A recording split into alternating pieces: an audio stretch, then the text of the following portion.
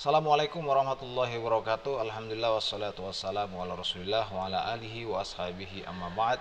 Anakku sekalian yang dirahmati Allah, apa kabar semuanya? Semoga kita senantiasa diberikan semangat, diberikan kesehatan serta kemudahan di dalam setiap usaha dan upaya kita ya. Anakku sekalian, saya harapkan di semester kedua ini kalian tetap bisa menjaga semangat belajarnya ya. Jangan sampai di semester kedua ini justru malah kendor ya, karena saya lihat respon di beberapa media pembelajaran yang dilakukan tidak sebaik pada semester yang lalu ya. Ini menunjukkan bahwa mungkin ada kejenuhan untuk pembelajaran daring di kalangan siswa atau tidak tahu lagi, banyak mungkin alasannya, tapi yang jelas jangan sampai kemudian di semester kedua ini justru kita malas atau menurunkan semangat belajar kita. Oke, pada minggu yang lalu kalian sudah belajar tentang apa itu adab berpakaian dari materi yang sudah saya bagikan di Google Classroom ya, dan semoga itu bisa dipahami dengan baik. Nah, pada hari ini kita coba akan pelajari tentang adab-adab di dalam pergaulan ya, adab-adab di dalam pergaulan, karena itu penting dan sangat penting, karena Nabi SAW bersabda, almaru ala dini khalilihi, seorang itu tergantung kualitas agama temannya, falyandur man yukhaliluhu, sehingga lihatlah siapa yang menjadi temannya. Maka waktu itu dalam hadis lain Nabi SAW juga mengibaratkan seorang yang berteman dengan tukang parfum ya, penjual minyak wangi, maka dia akan ikut wangi. Tapi seorang yang berteman dengan pandai besi, dia akan terbawa juga baunya seperti bau pandaian itu, bau besi yang dibakar itu. Ini dalam konteks bukan untuk merendahkan jenis pekerjaannya, bukan, tapi dalam prakteknya kan artinya kalau kamu berteman dengan orang penjual minyak wangi, kamu bisa ikut wangi karena kamu mungkin dikasih parfumnya, kamu salaman sama dia, kamu bau minyak wangi juga ya. Tapi kalau kamu di Pandean, otomatis kamu kan kena asapnya, kena percikan apinya dan lain sebagainya, jadi bau besi juga gitu kan. Nah itu contoh.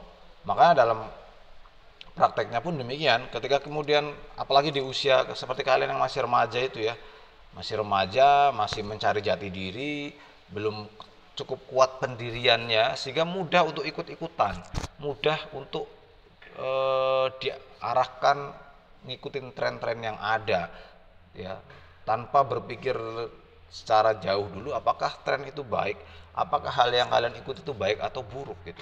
Itu yang berbahaya. Nah, sehingga apa? Kita harus betul-betul menjaga agar bagaimana pergaulan kita itu tetap pada rel pergaulan yang baik, pergaulan yang positif. Jangan sampai kemudian kita pergaulan yang salah, apalagi pergaulan bebas. Tentu ini adalah hal yang sangat-sangat berbahaya. Baik, lalu bagaimana sebenarnya poin-poin adab yang harus kita coba jaga di dalam keseharian kita? Ya, yang pertama, sebelum kita bahas ke sini, saya coba kuatkan lagi begini. Karena kemudian kita, terutama kalian yang masih di usia remaja dan usia pubertas, itu mudah untuk kemudian ikut-ikutan. Yang pertama, kalian harus yakin sama diri kalian sendiri, pede dengan diri kalian sendiri. Jangan mudah ikut-ikutan teman kalian. Jangan mudah ikut-ikutan orang lain. Meskipun itu adalah tren, meskipun itu apa. Ya, kalian percaya sama diri kalian. Ketika kalian menganggap bahwa itu adalah tidak bagus, ya jangan diikuti. Ya. Kalau itu adalah hal yang buruk, ya jangan diikuti. Nah, karena memang ada pepatah Arab mengatakan su'ul khuluqi yu'dhi. Perangai yang buruk, akhlak yang nggak baik itu gampang sekali untuk menular, gitu kan. Berbeda dengan suatu kebaikan. Kebaikan itu kadang-kadang agak lebih susah untuk ditularkan gitu ya. Cuma kalau hal yang buruk tuh gampang banget itu. Ngantuk aja bisa nular kok, ya kan. Nah, di dalam kita bergaul dengan teman kita, bergaul dengan saudara kita, bergaul dengan siapapun manusia itu, maka yang pertama harus kita selalu ucapkan adalah salam. Ya. Salam itu adalah doa, ya kan, keselamatan. Setiap agama punya salamnya masing-masing. Dalam Islam, salam yang diajarkan oleh Nabi SAW adalah Assalamualaikum warahmatullahi wabarakatuh. Berlandaskan pada ayat wa idza huyitum bi tahiyyatin fa hayyu bi ahsani fa idza huyitum bi tahiyyatin fa hayyu bi ahsani minha aw rudduha innallaha kana ala kulli syai'in hasiba. Dan apabila kamu diberikan penghormatan atau suatu salam, maka berikanlah juga salam penghormatan itu dengan lebih baik daripadanya, ya. Jadi kalau itu suatu salam yang harus kita ucapkan ketika kita bertemu orang dan kita membalas ucapan salam dari orang lain, ya. Lalu bagaimana kalau ucapan salam itu datang dari non muslim? Maka kita tetap mengucapkan dan menjawab salam, cuma hanya sedikit berbeda. Kalau sesama muslim, Assalamualaikum warahmatullahi wabarakatuh, kita menjawabnya Waalaikumsalam warahmatullahi wabarakatuh. Tapi kalau ada non muslim mengucapkan salam kepada kita, misalkan halo bro, Assalamualaikum, padahal dia non muslim, maka kita menjawabnya ya nggak apa-apa, halo bro, ya, Waalaikum. Sudah sampai situ, karena itu yang diajarkan oleh Nabi Shallallahu Alaihi Wasallam. Baik, selain salam di dalam pergaulan, apa yang harus kita jaga? Yang kedua adalah hendaklah sebentar.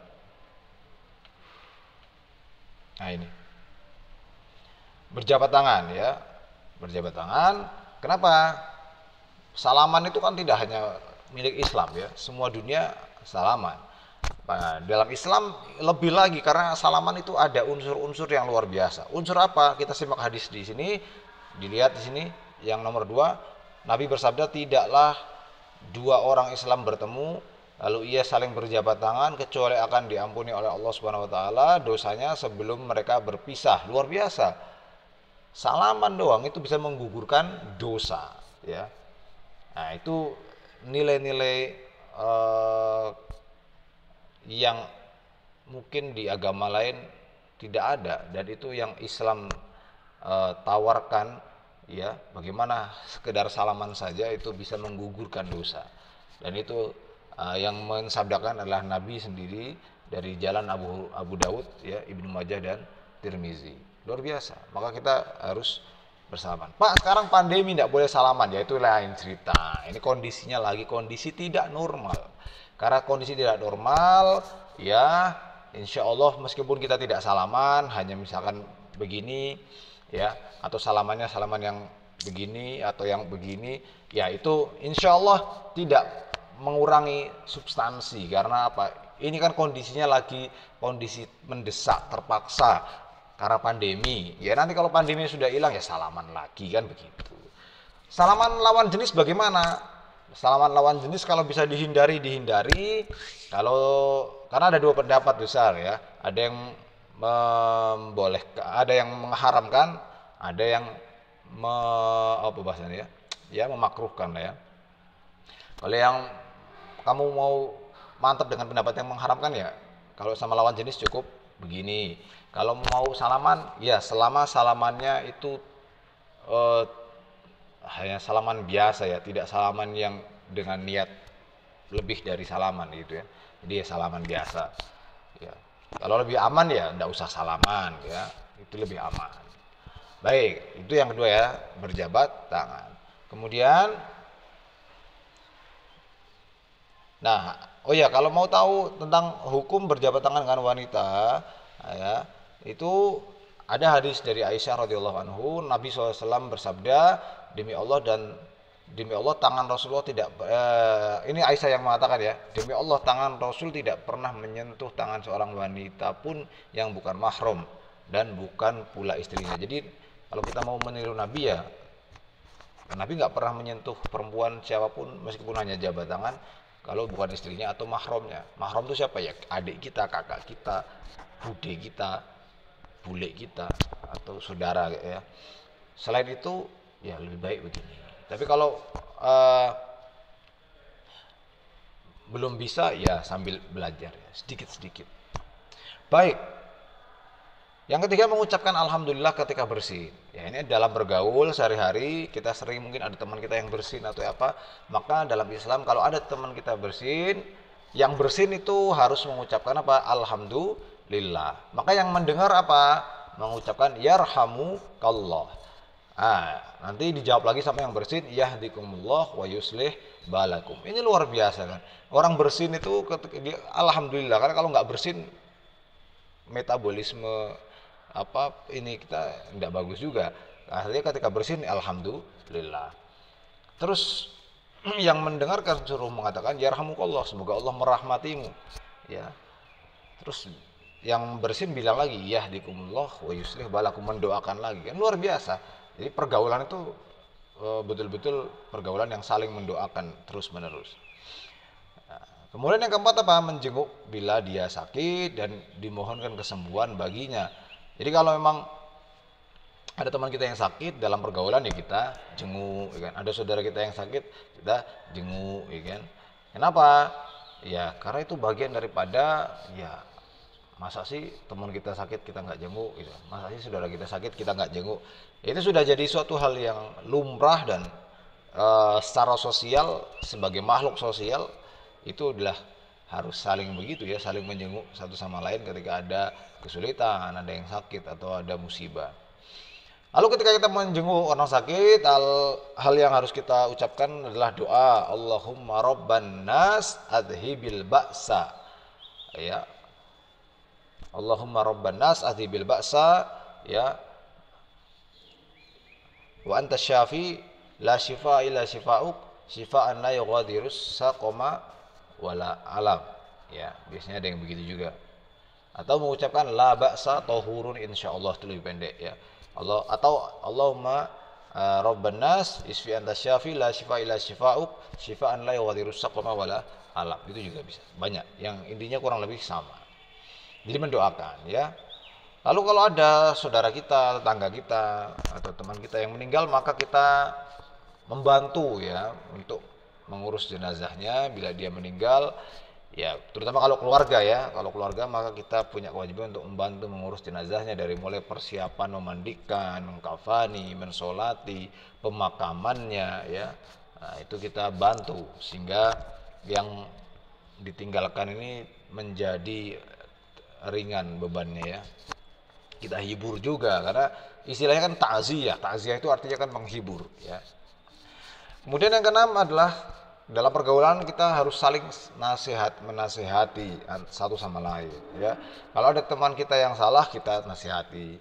Kalau kita salah teman kita juga wajib menasehati kita. Sehingga saling mengingatkan. Kalau terbentuk budaya saling mengingatkan, maka itu akan sangat baik. Kenapa? Karena itu bagian daripada ruh agama kita, yaitu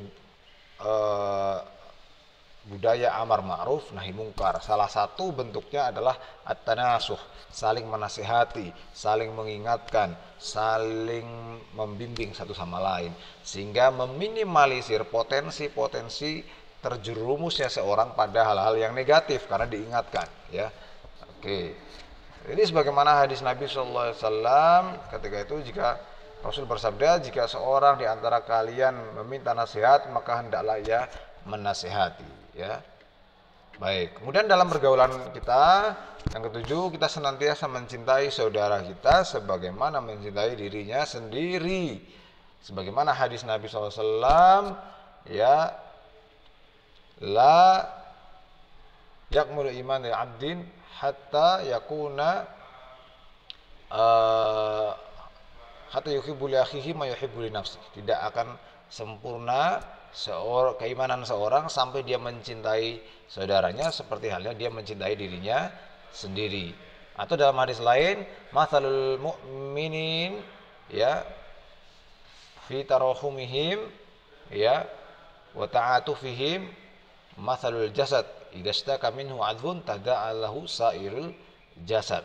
Perumpamaan seorang mukmin dengan mukmin yang lainnya ya dalam kasih sayang, dalam saling menyayangi dan mengasihi sesama muslim, sesama mukmin, itu seperti perumpamaan sebuah tubuh manusia yang kalau ada satu organ tubuh yang sakit gigi misalkan, maka organ yang lain akan merasakan sakit. Nah, itu juga. Itu artinya apa? Kita punya empati, kita punya simpati terhadap saudara kita, ya. Baik, jangan cuek aja teman kita suhan yang bodoh amat gitu. teman kita mau salto, mau jungkir balik, bodo amat, itu namanya cuek. Ya, tapi kita harus punya empati, punya simpati terhadap saudara-saudara kita, sehingga ada budaya saling tolong menolong, saling support, saling membantu sama satu sama lain. Kemudian yang 8, saling menolong ya.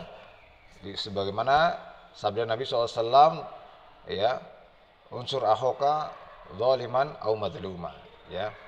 Tolonglah saudaramu itu, baik dia itu sebagai orang yang zolim atau orang yang teraniaya. Kenapa orang yang zolim ditolong? Ya kalau orang yang zolim ditolong itu artinya diingatkan. Rek koniku salah. Kamu tuh jangan begitu. Itu cara kita menolong dia dengan mengingatkan.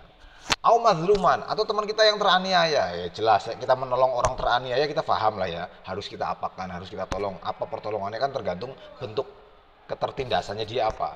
Cuma kalau menolong orang yang menindas, orang yang pelaku kejahatan itu ditolong. Kenapa? Ya sebenarnya pada dasarnya dia juga lagi jatuh ke dalam kubangan setan. Kita harus tolong biar dia nggak begitu. Jadi itu bentuk apa ya? Ya kembali ke tadi konsep awal tadi, amar ma'ruf nahi mungkar. Nahi mungkar itu adalah cara kita untuk menolong orang-orang pelaku kezaliman agar mereka sadar. Ya amar ma'ruf ya juga demikian. Nah, itu dalam pergaulan sehari-hari. Selanjutnya, dalam pergaulan kita kita juga diperintahkan untuk saling menghormati ya. Saling menghormati satu sama lain, tidak menghina dan tidak iri dengki ya.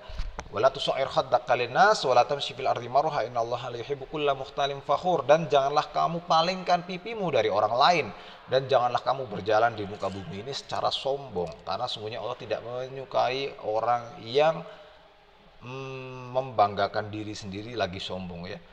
Jadi sebagaimana manusia ya, kita kalaupun ada yang kaya itu kan anugerah dari Allah. Ada yang pintar itu anugerah dari Allah. Kamu kaya itu kan kalau Allah nggak mengizinkan kamu nggak kaya. Itu pemberian dari Allah, titipan dari Allah. Kamu pintar pun itu titipan dari Allah. Maka apa yang kita sombongkan? Wong itu cuma titipan semua gitu kan. Makanya tidak boleh kita merasa paling itu tidak boleh ya. Segala sesuatu ada aturannya, segala sesuatu itu ada porsinya, sehingga kita tidak perlu untuk sombong, tidak perlu merendahkan orang lain. Meskipun mereka mungkin secara nasib tidak seberuntung kita, tapi tidak ada alasan kita untuk merasa lebih dari dia dan merasa bahwa orang itu lebih rendah dari kita ya. Atau di dalam pergaulan kita sering kadang-kadang berprasangka aneh-aneh ke orang lain, dan itu tidak boleh juga. Apalagi sampai memfitnah, jelas tidak boleh.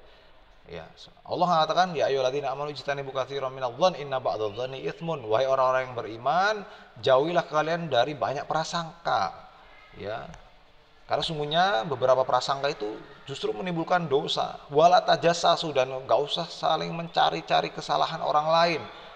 Ya, maitu dan lain sebagainya. Wala yaghtab ba'dukum ba'dha, dan janganlah saling menggibai, menggosipi, ya. Ayuhibbu ahadukum ayyakula ma'ahihi maitan. Apakah kamu suka makan bangkai daging saudaramu sendiri? Ya, pasti kamu nggak suka. Wattaqullah innallaha tawwabur rahim. Maka bertakwalah kepada Allah. Jadi kita nggak boleh untuk apa? Berburuk sangka. Kita nggak boleh mencari kesalahan orang lain. Ya, gampang maitu orang lain, mencari-cari hal kejelekan orang lain, apalagi gosipin, apalagi fitnah. Wah, itu jelas-jelas perbuatan yang sangat dilarang oleh Allah Subhanahu wa taala. Nah, ini aspek-aspek yang harus kita jaga di dalam kita bergaul sehari-hari. Selanjutnya apa? Kita saling bertegur sapa. Sebagaimana sabda Nabi SAW, ya, tidak halal bagi seorang muslim tidak menegur saudaranya lebih dari 3 hari ketika keduanya bertemu masing-masing berpaling. Yang terbaik di antara keduanya adalah yang memulai dengan salam. Maka nggak boleh, kalaupun bermusuhan, maka maksimal 3 hari ya. Lebih dari 3 hari kok masih nggak tegur sapa, itu nggak boleh ya. Jadi jangan sampai ketika kita benci sama seorang menjadikan kita tidak pernah bertegur sapa ya dengan orang tersebut ya. Maksimal 3 hari kata Nabi Shallallahu Alaihi Wasallam. Selanjutnya apa? Hormat kepada orang-orang yang lebih tua dan mengasihi kepada hal yang lebih muda. Dalam bergaul pun demikian kan. Kalau ada orang lebih tua, guru kita, orang tua kita, kakak kita, saudara kita wajib respect, wajib hormat ya. jangan celometan, jangan melakukan hal-hal yang kurang ajar. Tapi kepada orang yang lebih muda dari kita harus menyayangi ya. Jangan malah membuli, menjahili, tidak boleh. Jadi kepada yang lebih tua kita hormat, kepada yang lebih muda kita menyayangi. Dan itu berlaku bagi semua lapisan umur ya. Jadi konsepnya itu. Pokoknya kalau yang lebih tua ya kita hormati, kalau yang lebih muda kita sayangi. Sehingga pergaulan itu bisa lebih bagus, bisa lebih memberikan dampak positif di dalam pergaulan kita.